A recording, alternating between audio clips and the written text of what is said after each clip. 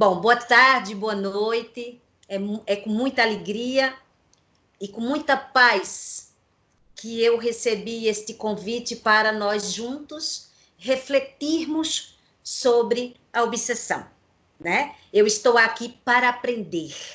E é isso que me chama mais atenção, porque nós estamos sempre a aprender alguma coisa. Porque mesmo que nós já tenhamos ouvido sobre este assunto, mas cada vez que nós nos dispomos a ler novamente, a ouvir novamente, nós já temos uma compreensão mais dilatada do assunto.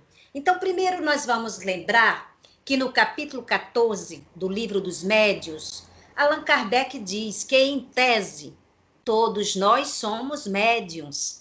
E o que quer dizer isso?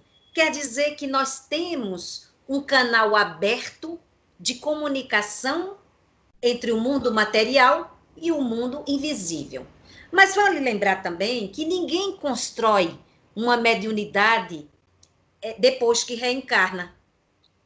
Os livros já dizem, os livros da doutrina, que nós já trazemos essa predisposição orgânica e psíquica, já está no nosso roteiro reencarnatório, essa predisposição que podemos manifestar nessa existência ou não. Vai depender das circunstâncias, vai depender do grau de desenvolvimento de cada um. Outra coisa importante é que nós precisamos distinguir a criatura do bem e a criatura que está em desequilíbrio através da sintonia, do pensamento, da frequência vibratória. E quando isso está em desajuste, podem ocorrer influenciações espirituais, e essas influenciações podem ser prejudiciais. Vai depender da circunstância em que ela ocorre. A outra coisa também que devemos lembrar muito é que a faculdade mediúnica, ela não vai depender da moralidade do médium. Não. A faculdade mediúnica, pronto, deixa esse aí, Mônica, que eu já vou falar. A faculdade mediúnica é algo que o homem, o espírito já traz neste mundo reencarnado e independe da crença, independe da condição social e independe da moralidade.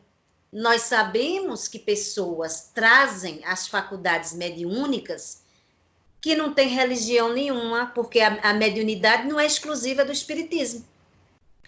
Nós sabemos também que existem pessoas honestas, dignas, que trazem faculdades mediúnicas, mas também sabemos de pessoas desonestas, indignas, criminosos, que também trazem faculdade mediúnica. Então, é preciso compreender que não depende da moralidade, mas a partir do momento que essa faculdade mediúnica ela está sendo utilizada, é claro que a moralidade do médium vai interferir muito nas condições de que espíritos estão fazendo esse processo obsessivo. Vamos ver aqui em Kardec que a obsessão, qualquer que seja a natureza, é independente da mediunidade e se encontra de todos os graus, em grande número de pessoas que nunca ouviram falar de espiritismo. É isso que eu falei agora, independe da crença. Há muita gente que tem a faculdade mediúnica manifestada e nem sabe disso, nem sabe. Então, é importante também nós entendermos que ela independe, né? A obsessão, ela não é somente para quem tem a mediunidade. Nós vimos mesmos casos de criaturas, e isso foi relatado nos livros e também nos atendimentos de fraterno das casas espíritas. Muitas vezes um casal de namorado, não é? Um obsidiando o outro. E nenhum é médio, nenhum nem o outro. Apenas a sintonia era tão forte entre os dois, a ponto de haver prejuízo. Nós não estamos falando aqui em sintonia, afinidade positiva entre as pessoas. Não é isso. É quando já começa a haver prejuízo em ambas as partes ou em pelo menos uma. Então, isso é preocupante. Passa o próximo. O outro. Então, aí temos o conceito mesmo de obsessão, é uma espécie de enfermidade de ordem psíquica e emocional, que consiste num constrangimento das atividades de um espírito pela ação de um outro.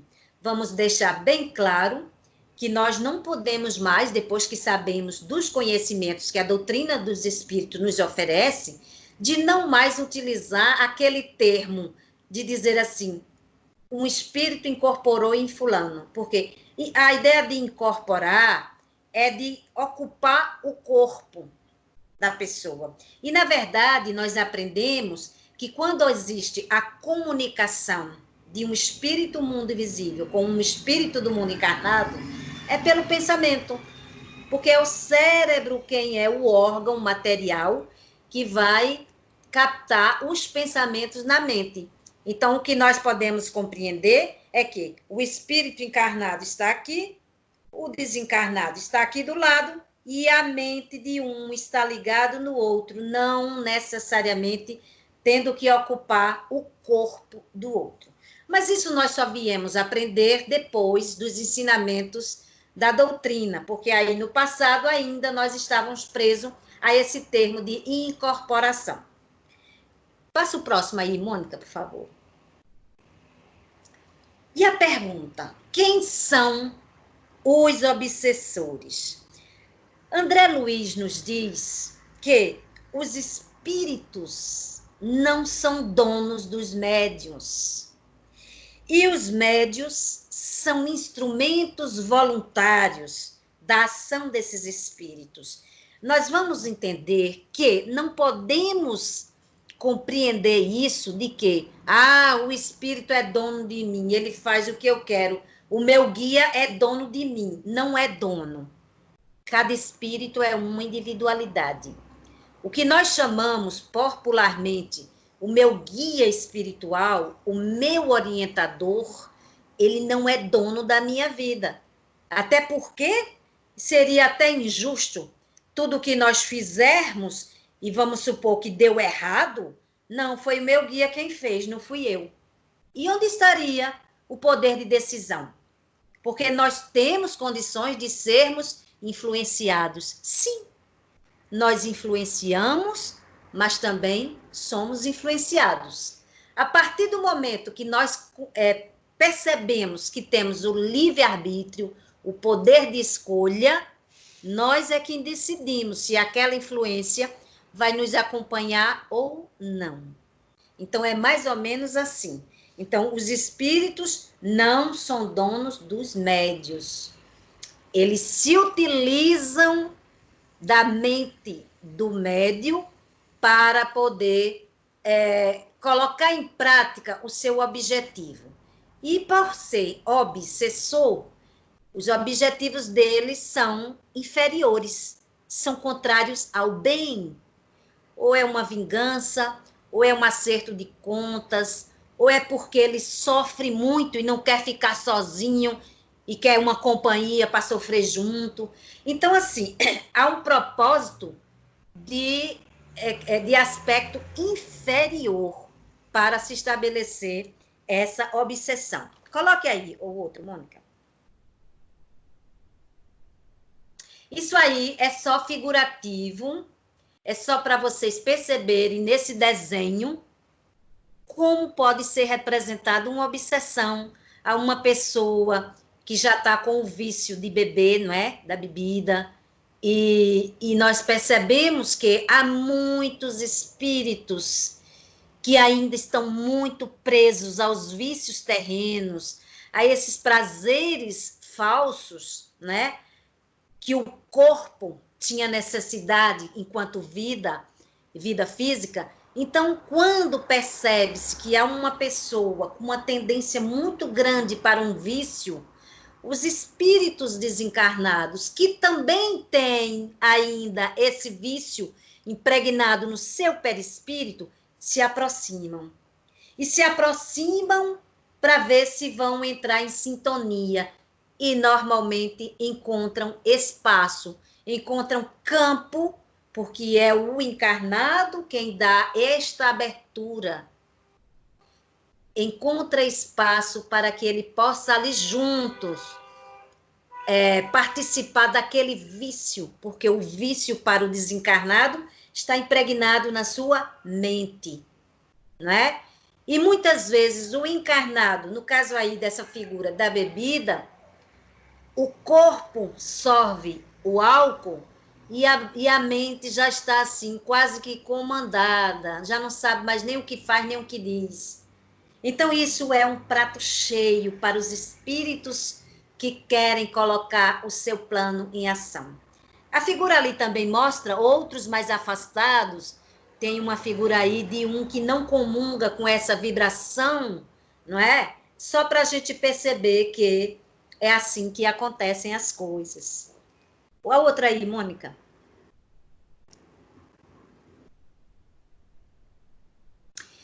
E vamos observar aqui que os espíritos obsessores. Dá para tirar aí? Dá. Os espíritos obsessores são espíritos como nós. Quando perdemos o corpo físico, não ficamos bonzinhos, não. Nós somos exatamente o que somos.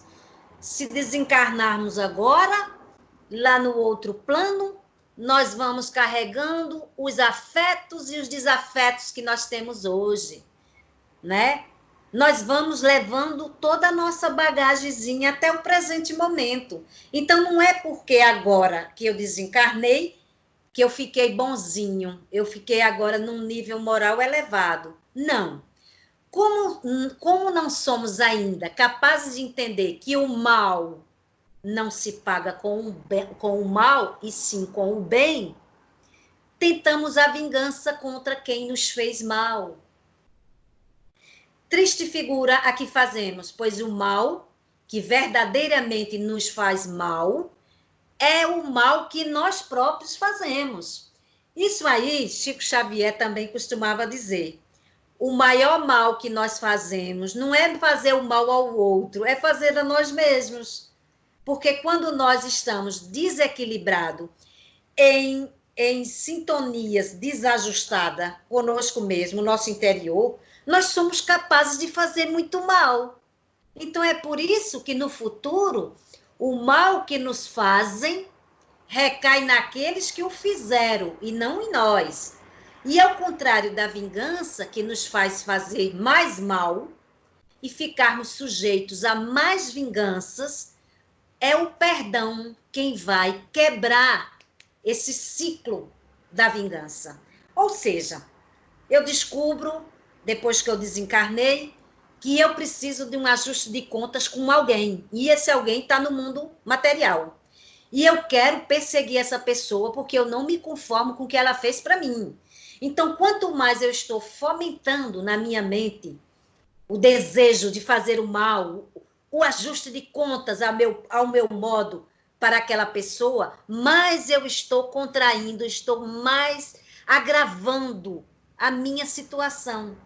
Porque também está partindo de mim o mal. Então, isso aí rola muito tempo. Existem espíritos vingativos que estão atrelados às suas presas, né? Anos e anos, décadas e décadas. Uma outra vez eu tive a oportunidade, num tratamento de desobsessão, a conversar com um espírito que ele não tinha noção do tempo aqui na Terra, de quanto tempo ele estava à espera do seu perseguido, da sua vítima. E ele não tinha noção, e eu só percebi o tempo, quando ele disse assim, nós estamos na Segunda Guerra.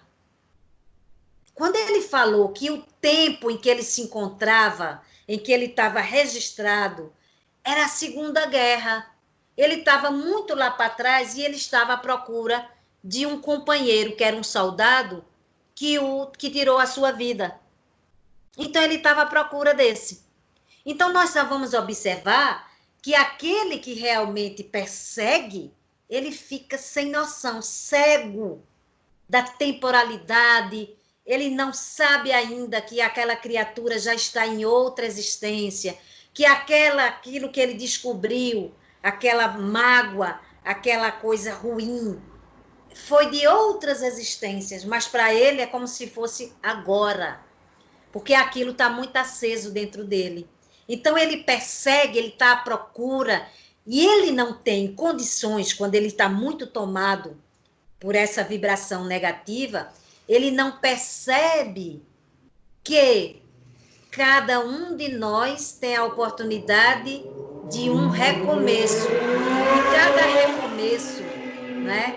Cada recomeço desse, nós estamos em outra condição, com um outro programa reencarnatório. Passa aí o próximo, Mônica. E é baseado nesse tipo de obsessor, quem são esses obsessores, esses espíritos iguais a nós, que vamos ver os tipos de obsessão, que é no próximo slide aí, os tipos de obsessão. Então, vamos primeiro lembrar que quando nós fazemos um mau uso da faculdade mediúnica, e aí eu estou falando mais em especial as pessoas que são médiums no sentido de já terem manifestações das faculdades mediúnicas. Essas manifestações podem ser psicografia, psicofonia, intuição, desdobramento, todas essas coisas. Então, esses médios que já têm essa noção, esse já têm essa consciência, nós vamos observar que eles também podem ser presas fáceis de um processo obsessivo. Há a obsessão naquelas pessoas que não têm muitas vezes nem religião, não estão nem ligadas a espiritismo, não sabem nada o que é mediunidade, mas também médiums que já têm conhecimento de mediunidade, que já sabem de muitas coisas sobre o mundo espiritual, também podem ser alvo de obsessões.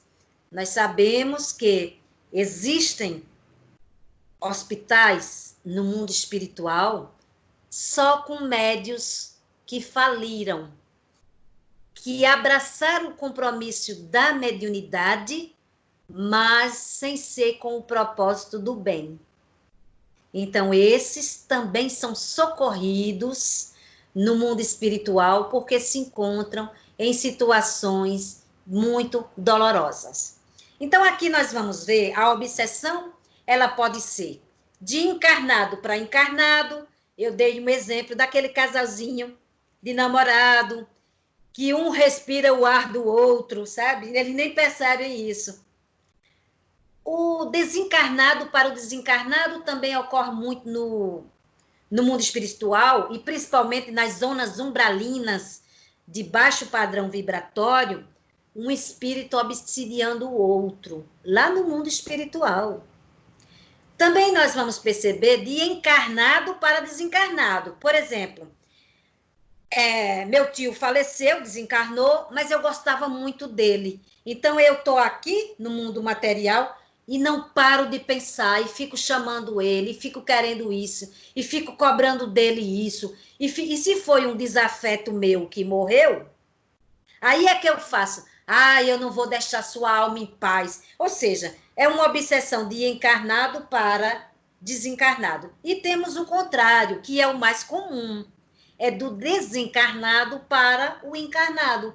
São as influenciações espirituais que podem trazer prejuízo. E aqui também cita a autoobsessão.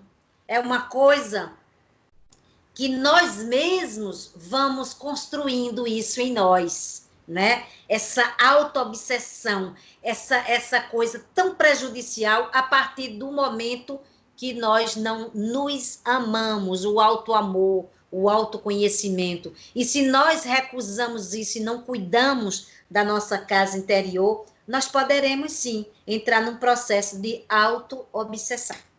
O próximo aí, Mônica. E vamos ver isso aí em forma de teoria. Os tipos de obsessão. A obsessão, ela comporta vários tipos de expressão, em cujos limites nem sempre é possível estabelecer uma linha divisória. Mas os mais expressivos estão aí. Obsessão de encarnado para encarnado, é uma pessoa obsidiando outra, não é? Isso existe em grande número também. Estão entre nós. Caracterizam-se pela capacidade que tem de dominar a mente daqueles que ele elege como vítima. É aquela criatura que é manipulada por outra, né? Faz tudo que a outra quer, nem pensa.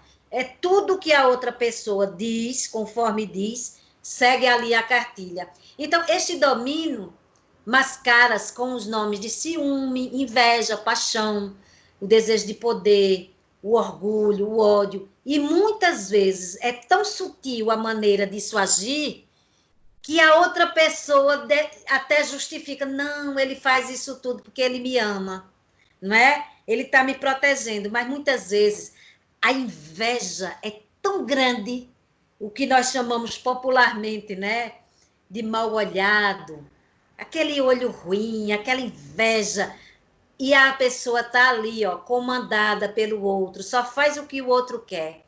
Então, isso é muito comum e muitas vezes as pessoas nem percebem isso, que isso ocorre. O outro aí, Mônica. A obsessão de desencarnado para desencarnado foi a que eu citei, que os espíritos entre si podem sim se obsidiarem, né? Desencarnados que dominam outros desencarnados. Isso também há muitos dramas no mundo espiritual, principalmente nas zonas inferiores, né? Como eu citei aí, as zonas umbralinas.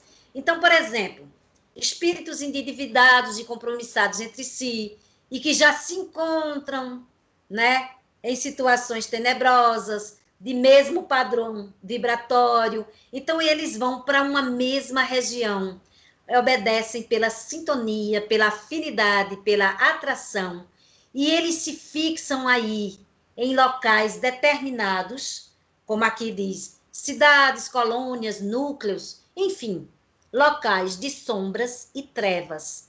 E eles são organizados. Eles têm o chefe, eles têm aquele que comanda, eles têm aqueles que eles chamam de juízes, que são os condenadores, né? Os julgadores. Eles também se organizam dentro daquela faixa vibratória inferior pela hierarquia. E muitos são obedientes.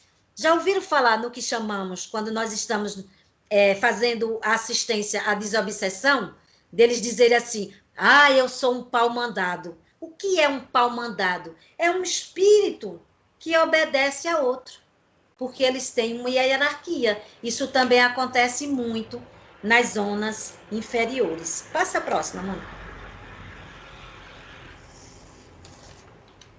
A obsessão de encarnado para desencarnado. Eu também citei, como, por exemplo, o tio que eu disse que faleceu.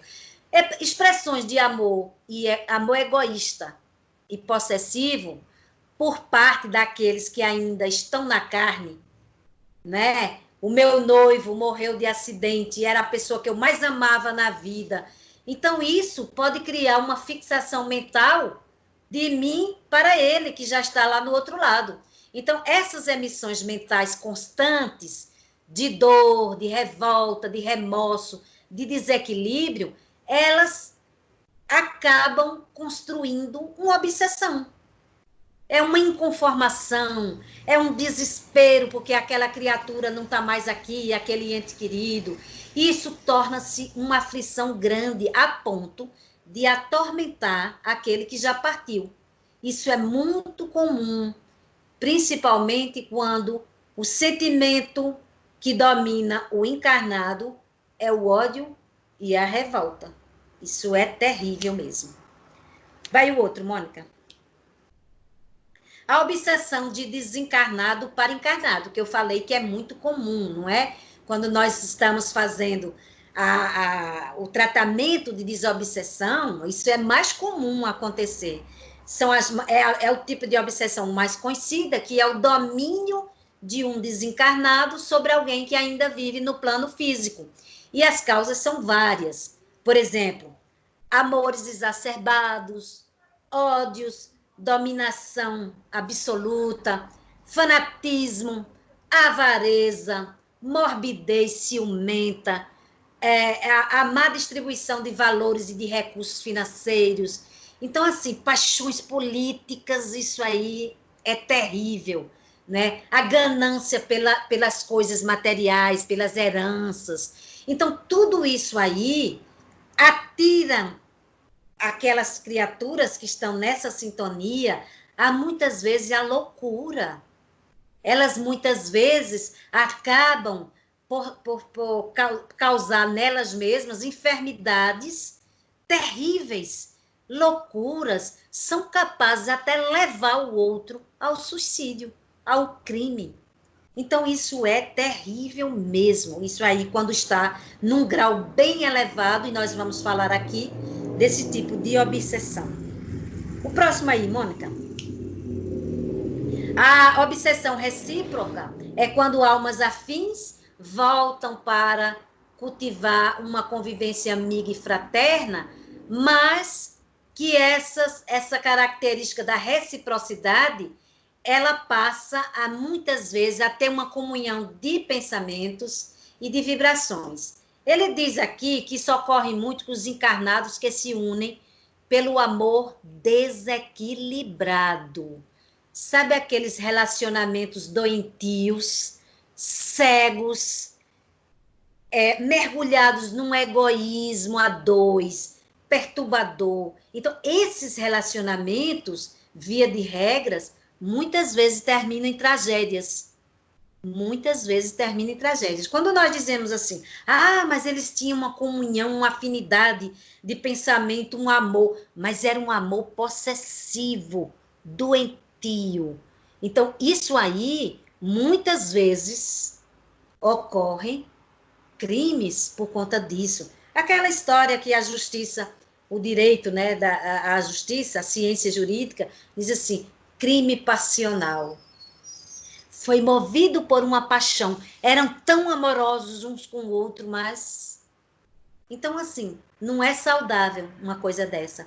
Então, é também uma obsessão recíproca. O próximo.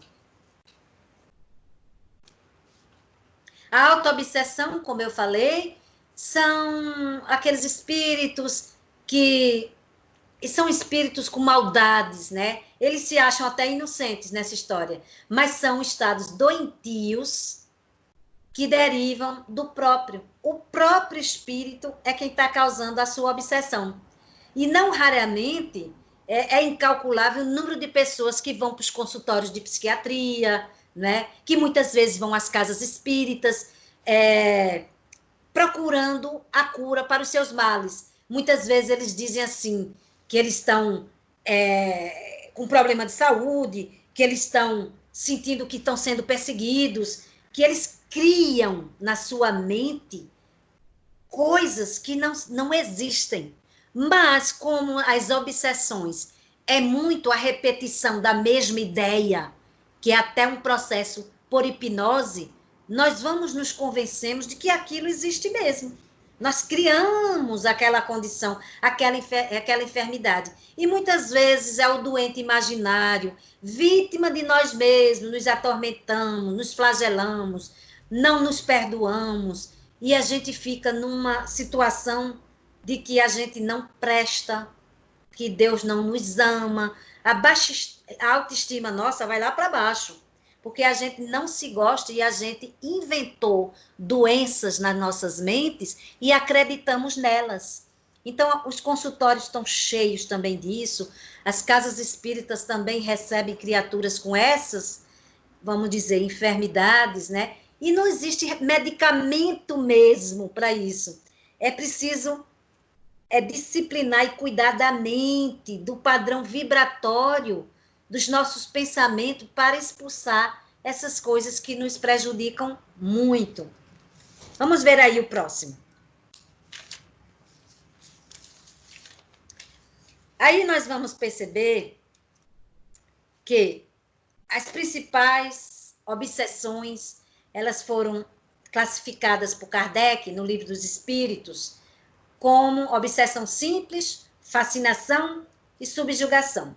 A subjugação, num grau mais elevado, ela era chamada de possessão, mas hoje não se fala mais isso em possessão, porque a possessão é um termo usado para dizer que um espírito se apodera, se apossa completamente do outro. E não é bem assim. Então, essa possessão, ela é substituída por uma subjugação mais avançada. Nós vamos lembrar aqui que desde que o mundo é mundo, os espíritos foram criados, e que o progresso, a tecnologia avança nos mundos, e principalmente neste mundo terreno, nós vamos observar que o homem criou o telescópio para poder investigar, descobrir o espaço, conhecer o espaço. O homem criou o microscópio para também conhecer melhor os seres infinitamente pequenos. Mas também nós vamos observar que para adentrarmos no conhecimento do mundo invisível, nós temos a mediunidade. E essa mediunidade é tão presente na nossa vida que muitas vezes nós temos flashes mediúnicos e nem percebemos. Principalmente quem nunca ligou para esses assuntos, quem nunca trocou ideias com alguém que sabe sobre esse assunto. Aquilo passou pela minha cabeça, foi como uma intuição. Muitas vezes é um flash mediúnico que não sabe. Então, isso é importante para que a gente também compreenda que a mediunidade não se reduz a um balcão de atendimento, né, àquele que recorre para poder resolver seu problema. Nós temos que compreender isso. Primeiro, tem que ter a sintonia, tem que ter afinidade, tem que ter também conhecimento, porque o conhecimento ajuda muito. A instrução é muito importante para que a gente possa fazer as nossas escolhas e escolhas melhores. E que a gente possa compreender que sabemos e temos condições de afastar as inferioridades de nós. Então, aqui, quando ele fala nesses 3 tipos de obsessão, vamos ver aí a obsessão simples. O que é que ele diz aí? Da obsessão simples. A obsessão simples é um tipo de influência que, de forma sutil, constrange a pessoa a praticar atos ou até pensamentos diferentes do que geralmente possui. O obsedado, às vezes, nem percebe o que está lhe ocorrendo. E outras têm consciência da influência daninha, mas não consegue se livrar dela. Pode agravar-se dependendo da natureza do espírito atrasado que está ali, influenciando. Então, muitas vezes, nós estamos bem e, de repente, vem sempre aquele pensamento inferior e aquele pensamento está sempre a visitar a nossa mente. E o que será? Peraí, isso não é meu. Peraí, por que eu estou a pensar o tempo todo nisso? Então, a gente já tem que ter o desconfiômetro ligado. Se nós já sabemos que somos imortais, se nós já sabemos que temos influências e influenciamos o mundo espiritual, nós não podemos ignorar essa história de, mas me passa um pensamento aqui e eu tenho a impressão que não é meu. Bom, tem gente que não se liga logo para se resguardar na oração, na vigilância, mas aqueles que não estão nem aí e que cada vez mais, com seus pensamentos e suas atitudes, abrem brechas para que essa visita indesejada chegue a nossas mentes, isso pode se agravar. Mas se o espírito que está querendo influenciar um outro percebe que essa sua suposta vítima está sempre com os pensamentos bons, está sempre ali a fazer gestos nobres, está sempre ali envolvido com causas do bem, ele não vai encontrar espaço e vai desistir. Vai até tentar algumas vezes, mas como não vai ser atendido naquilo que ele deseja, ele vai embora. O outro tipo, que é fascinação, ele trata de uma ilusão provocada por um espírito hipócrita. Por que hipócrita? Porque na fascinação, o espírito que é o perseguidor, ele usa de palavras, caridade, humildade, benevolência. Ele cria uma máscara do bem, como se ele fosse o espírito de luz, para poder se aproximar daquela sua vítima. Então, ele planeja muito bem o seu plano, né, destrutivo, e busca envolver o indivíduo em artimanhas mentais bem preparadas. Ele é capaz até de manifestar-se no médium, uma fascinação, e o médium se achar o médium melhor que há. O médium que só recebe espírito de alta patente, um médium que tudo que ele diz é certo, um médium que não erra nunca. Muitas vezes é um processo de fascinação, porque aquele espírito que o acompanha é hipócrita. Hipócrita no sentido que ele tem a maldade, mas ele está usando de uma falsa aparência de espírito bom para poder colocar em prática o seu plano. Veja o outro aí, Mônica. A subjugação é quando o espírito obsessor ele tem um domínio muito grande sobre o psiquismo do indivíduo que ele está perseguindo, né? E isso é tão grave, porque nesse tipo de obsessão, que é a subjugação, o paciente tem até consciência do que lhe acontece, mas ele não tem força, ele não consegue se desvencilhar. É comum em algumas pessoas que estão sofrendo um processo de obsessão muito intensa, né?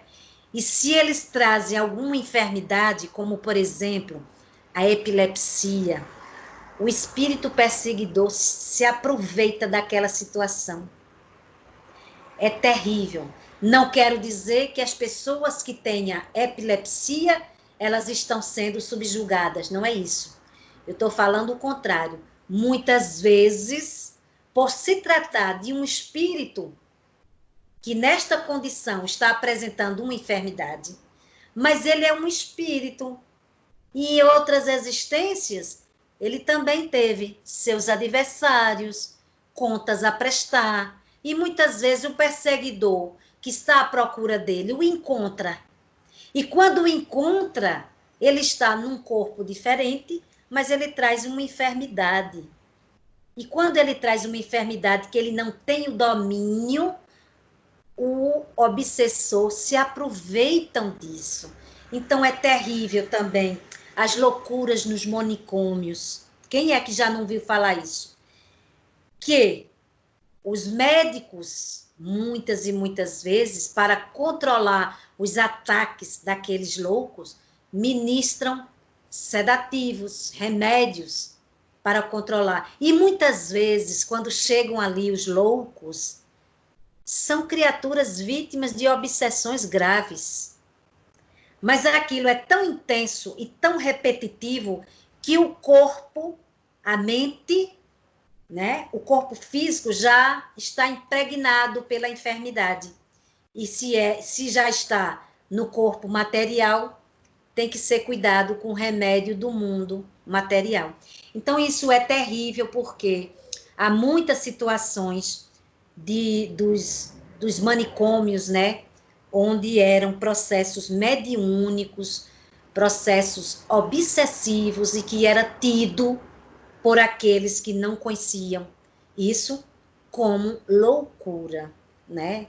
Então, até tem livros na literatura espírita sobre loucura e obsessão, que são coisas de muito aprendizado, porque são casos relatados e que nós que já temos uma pequena noção do que é esse assunto, nos chama muita atenção para conhecer. Vamos o outro aí, Mônica. E esses sinais de obsessão? Veja o outro aí.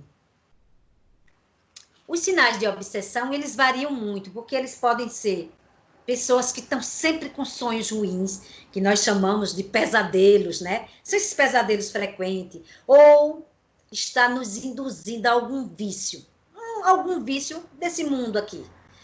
Ou então, estou apresentando mais agressividade no meu comportamento, além do normal, porque nós carregamos também uma certa agressividade pelo fato de nós sermos espíritos imperfeitos. Mas sabe aquela coisa de querer se afastar de tudo, das pessoas, da família, do mundo, da vida social? E muitas vezes, né, também como sintomas, ideias de suicídios, que não valorizam a vida, né, que dizem que estão escutando ruídos, vozes, e que tem vultos, aquela coisa toda que constantemente essa repetição da ideia, é que começa a estabelecer as obsessões. E que elas vão ser obsessão simples, fascinação ou subjugação, de acordo com a graduação de que elas vão se desenvolvendo. Passa o próximo aí, Mônica. Os sinais de obsessão nos médiums, porque eu já disse que os médiums também, eles também podem se encontrar nessa condição de serem acometidos por obsessão. Passa ao próximo. E então diz assim, primeiro, o constrangimento do médium, né?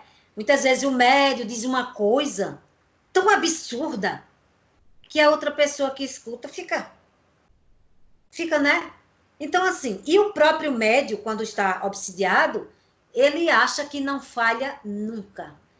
Ele se afasta também das pessoas, porque muitas pessoas fazem até advertência. E se for de um grupo, de uma casa espírita, que outra pessoa já perceba e que vai lhe dar um conselho, ele não gosta, né? Ele fica magoado, ele fica melindrado. Então, assim, a gente tem que desconfiar um pouco, e eu gosto muito do desconfiômetro nesses assuntos, porque muitas vezes as comunicações escritas, a visual, a auditiva, não tem nada a ver com aquela realidade. Então, um médium pode até dizer, e eu me lembro de um caso, durante a minha experiência de mediunidade, de uma companheira médium, que quando atendia uma pessoa que foi lá num atendimento de entrevista, olha, eu estou vendo sua avó, a sua avó está pedindo isso, isso e isso que você faça. Isto aí é um absurdo, um médium desse dizer, por quê? A pessoa que foi lá está aflita, está meio perdida, talvez não acredite em nada e procurou uma casa espírita tentando resolver o seu problema. E vem uma pessoa, médium, a colocar mais coisas na cabeça dela para deixar ela mais derrubada. Então, nós sabemos que a mediunidade, por ser um instrumento do bem, embora muitas vezes é usada para outros fins, mas ela é um instrumento, ela é uma ferramenta para fazer o bem. Muitas vezes ela é mal empregada, até pelo próprio médium, que ao invés de socorrer, acolher, ajudar, derruba mais ainda a pessoa, assustando com notícias, assustando com previsões, né? E aquela pessoa que não conhece nada fica ali com medo. Ai, eu tô com medo depois que aquele médium disse isso para mim. Meu Deus, os espíritos bons, os espíritos aconselhadores e socorristas, jamais vai dizer uma coisa para deixar o outro mais desarvorado. Ele pode até ver um quadro triste, mas ele não vai dizer que é para não deixar a pessoa mais para baixo ainda. Porque nós temos que ter a compreensão de que aquela pessoa precisa do socorro. Vocês já imaginaram um hospital público? E aí eu me lembro do tempo que eu fazia estágio no Hospital Getúlio Vargas, em Recife. E quando chegava aqueles que levou uma facada, sei lá o quê, aquelas coisas terríveis, estava ali na entrada do hospital aqueles repórteres que chamam que dão aquelas notícias só de crime, de coisas. Tem um nominho agora e eu não lembro. Então, aqueles tipos de repórteres que vão ali colher informação do que foi, deu entrada um homem baleado, ou um homem esfaqueado, não sei o quê. E os médicos que vão atender, naquele instante, eles precisam socorrer. Eles não vão perguntar ao que está ferido, olha, foi mesmo o quê? Estavas a brigar? E foi o quê mesmo? Não, não interessa, a hora é para socorrer. Depois que fizer o procedimento socorrista, é que depois vai se pensar em outras coisas. Acolher informação do que foi, como foi, onde foi, mas o papel do socorrista é socorrer, não é perguntar nada. Vocês lembram da parábola do bom samaritano, que viu aquele homem caído e foi ajudar, não perguntou nada, foi ajudar.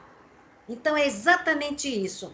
Nós que já identificamos que existe um desequilíbrio na sintonia mental, nós precisamos ajudar e não aumentar ainda mais a aflição. Passa o próximo aí. Ah, não, eu não li esse. Li. E o tratamento... Não, li sim, li, que era o tratamento. O tratamento que nós sabemos, uma casa espírita é importante, porque ela contém os recursos necessários para atender aquele que ali chega, né? São reuniões, são passes, água fluidificada, esclarecimentos, o nominho vai lá no atendimento para o encarnado e para o desencarnado. Então, é importante. Mas se nós estivermos num contexto em que nós não estamos numa casa espírita, o que é que precisamos fazer se eu não tenho uma casa espírita para ir? Nós precisamos aplicar a prece. A prece é fundamental. E uma leitura para que nós mudemos o padrão vibracional da nossa mente. Uma leitura edificante. E a prece já é de bom tamanho. Agora, isso é sempre.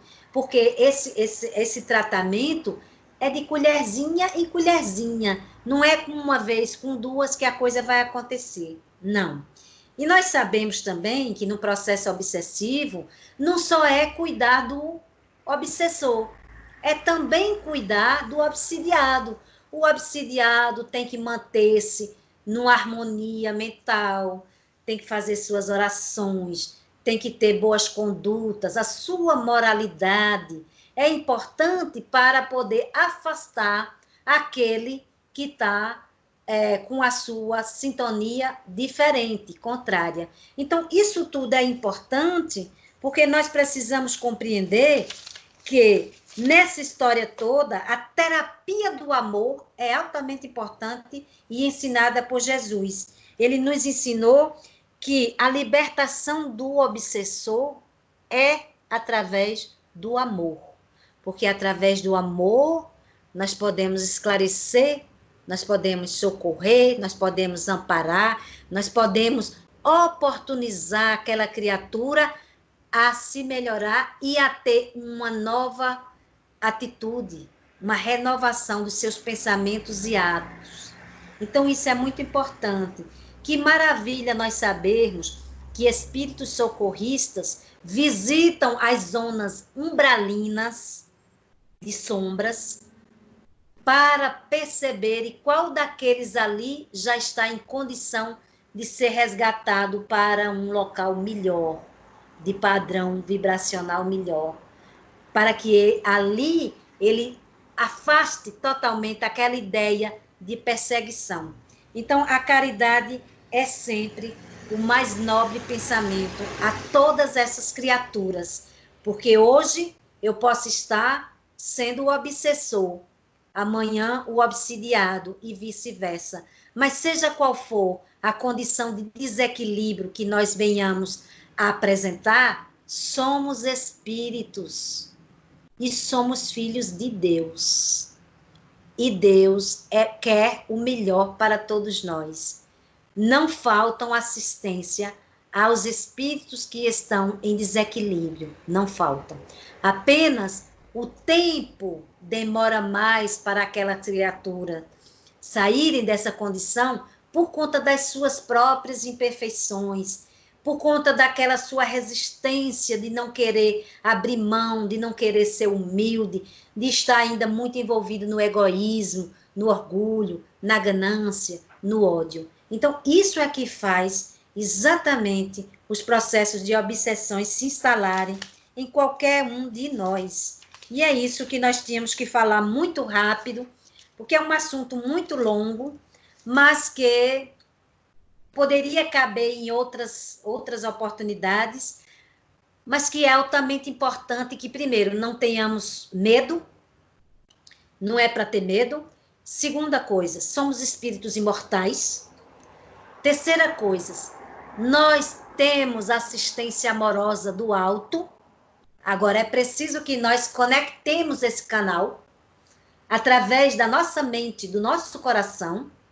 Se eu já estou percebendo, eita, isso hoje eu não estou bem, hoje eu estou com umas ideias esquisitas, o que é que eu tenho que fazer? Recorrer a uma leitura edificante, é o evangelho. Ah, mas eu não tenho um evangelho aqui, um livrinho de mensagem positiva. Ah, eu não tenho nenhum livrinho aqui, deixei tudo no Brasil. Abra o teu computador, o teu telefone e procura lá no Google uma mensagem edificante de otimismo, de alegria, de esperança e faz tuas preces. Porque a prece é um valoroso medicamento para qualquer desequilíbrio. Isto é muito importante. Imaginem vocês como faz falta para quem tem a mediunidade ostensiva, não é? Seja ela de qual tempo for, e aquilo está dentro de você, aquilo está lá, aquilo louco para botar para fora, e muitas vezes está no corpinho apertado, sem poder. O que é que a gente tem que fazer para não sofrer? Porque a mediunidade não é para sofrer, é para ser feliz também.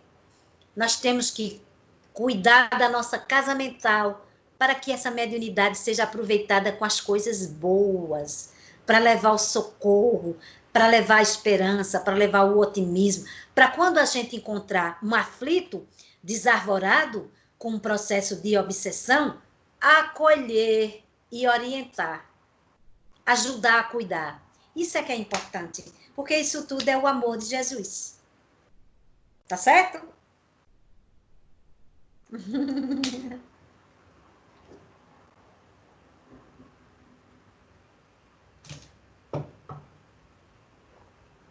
A Mônica me falou que seria mais ou menos esse tempo de explanação para depois nós falarmos alguma coisa do que possa ajudar a tirar a dúvida de vocês. Quem tem perguntas, eu vou abrir para vocês, quem tem perguntas, tá? É somente dizer, Bira, você pode... Posso. O Rafael tem uma pergunta, né, Rafael? Pode abrir sua tela, Bira. Minha tela está aberta. Já. Vou perguntar.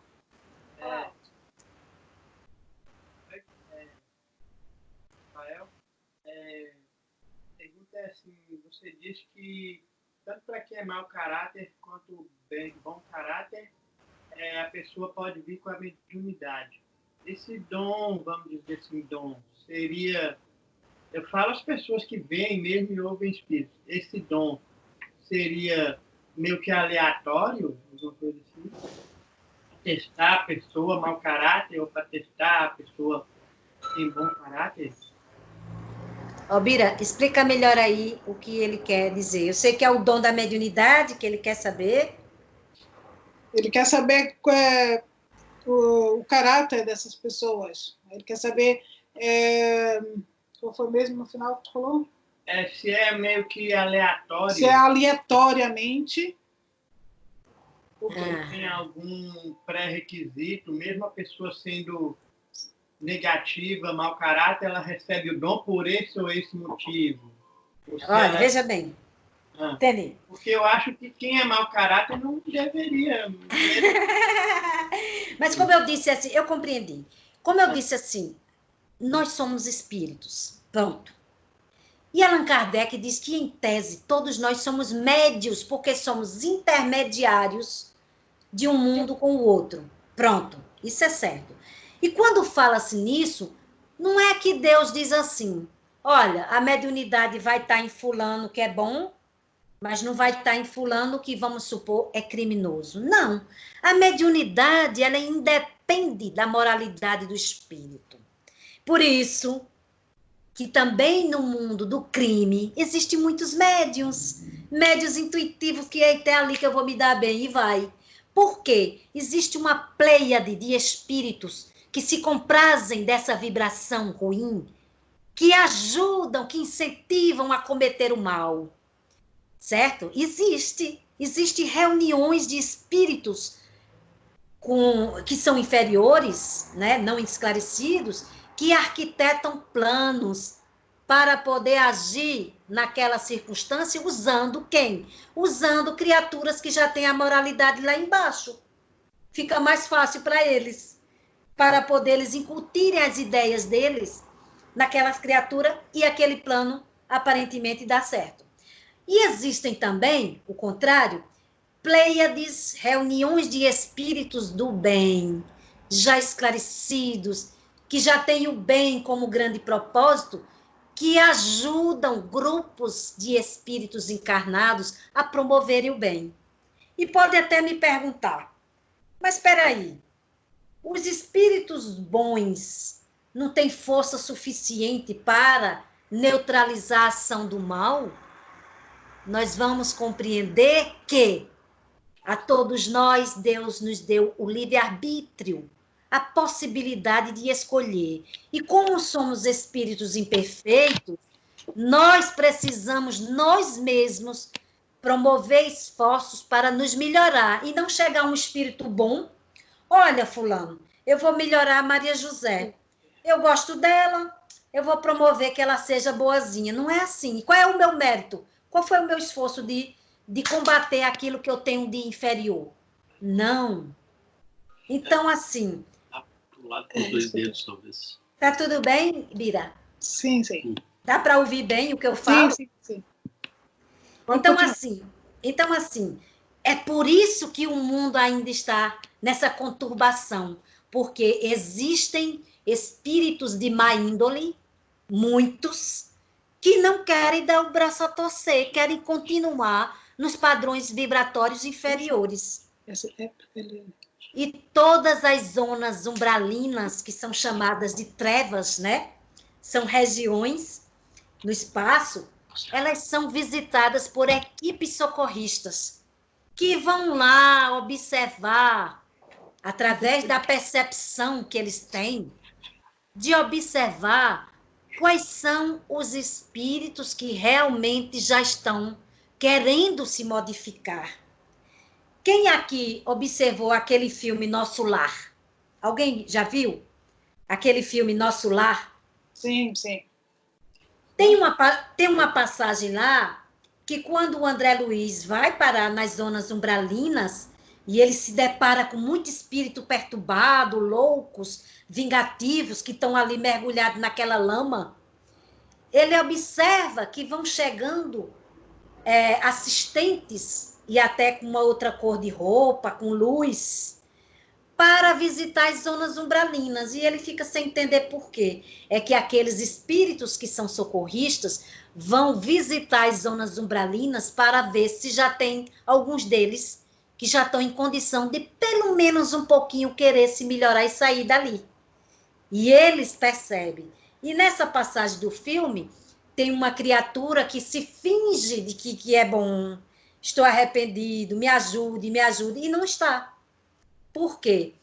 Porque observam, quando o André Luiz vai na equipe de assistência com eles, para ser observador, que ele não tem o halo, o sinalzinho de falar a verdade, que realmente ele está ali, desejoso de uma mudança, né? São aqueles que falsamente usam palavras de amor, de compaixão, mas, na verdade, eles não se modificaram. Então, qualquer um de nós pode cair numa artimanha dessa. Mas os espíritos que são destinados à missão de socorrista e que vão para essas zonas, eles sabem. O dirigente, o mentor, o encarregado da equipe, sabe quem realmente está falando a verdade e quem está com sentimento bom. Então, muitas vezes resgatam poucos, mas resgatam, e outros que permanecem naquela situação. E o que é que nós poderemos fazer? Quando nós emitimos uma prece, uma oração, nós também precisamos pedir para que os espíritos que se encontram nas zonas inferiores possam ser tocados pela luz, pela compreensão, pelo desejo renovador, para ajudá-los eles também a saírem daquela condição. Respondi, amigo? Obrigado. Até me ocorreu uns pensamentos aqui de que, assim, se eles não recebessem esse dom, mesmo sendo mau caráter, eles ficariam a Deus dará, como diz, né? Na verdade, olha, na verdade, seria até uma injustiça de Deus dar o dom da mediunidade a um e não dar ao outro. Não! Nós somos criados simples e ignorantes, espíritos simples e ignorantes, e vamos conquistando as qualidades e vamos também trazendo defeitos para a nossa vida. As duas coisas. Agora, é preciso compreender que a mediunidade é uma faculdade que já trazemos dentro de nós. Agora, de acordo com o plano reencarnatório, poderemos ter pedido naquele traçado, olha, para que eu possa realizar tal tarefa, eu vou precisar dessa faculdade mediúnica. Então, quando você pede, você já nasceu com aquilo, vai ser manifestado numa determinada idade. Certo? E muita gente nem lembra, e nós nem lembramos o que pedimos. Mas se aquilo está fazendo parte do nosso roteiro, a manifestação da faculdade mediúnica, que ela vai variar muito de pessoa para pessoa, não é? E de intensidade para intensidade para cada uma, se nós estamos, com algum objetivo. Não veio para sofrer. Eu fui para uma pessoa e cheguei lá, disseram que minhas perturbações todinha é porque eu sou médium e eu tenho que trabalhar. E eu não quero esse compromisso, porque eu não quero essas coisas. Quantas vezes eu já ouvi isso de alguém? Muito. E a gente tem que dizer a esta pessoa, vamos esclarecer. A mediunidade existe. Se você já traz ela, aceite. A maneira, você não precisa ir trabalhar numa casa espírita. Você tem a mediunidade, mas não está. Ninguém está obrigando. Ninguém está obrigando. Agora, a partir do momento que você tem consciência de que ela existe, ela está com você, e você a carrega para todo lugar que for, não é? E você já tem os flashes mediúnicos de coisas que você sabe que só pode ser mediunidade, aquilo, você tem que esclarecer, disciplinar, educar a sua mediunidade. Porque se ela não for educada, compreendida, estudar mais para conhecer, fazer o bem, ou seja, elevar a sua moralidade, aquilo pode ser um atrapalho no sentido de quanto mais eu não cuido dela, mais eu abro espaço para os espíritos obsessores manipulá-las por mim. Mas Deus não seria justo de dar um e não dar o outro. Todos nós temos. Agora, nem todo mundo tem a mediunidade ostensiva, manifestada. Muitas vezes a pessoa diz assim, eu não sei se eu sou médium não, mas eu tenho umas intuições. Ora, e a intuição não é também uma faculdade mediúnica? Não precisa ser aquela do corpo bater, de eu ter que receber a comunicação com alguém, ou então pegar uma caneta e vou escrever uma mensagem que está aqui na minha... Nós temos diversos tipos. E nós temos uma criatura que trouxe várias mediunidades, ou seja, faculdades múltiplas da mediunidade, que foi o Chico Xavier. Psicofonia, desdobramento, materialização, psicografia, tudo de uma pessoa só. Ora, meu Deus, e foi o Chico que foi sorteado? Não, pediu essa ferramenta. É mesmo que eu tenho no meu roteiro do plano reencarnatório que eu preciso, para executar aquilo que é necessário, eu vou ser um cantor. Ora, mas para eu ser um cantor, eu preciso de quê? da voz. Então, eu não posso ser um cantor que não vim com a voz. Eu preciso dos elementos, das ferramentas necessárias para eu colocar em ação o meu plano reencarnatório.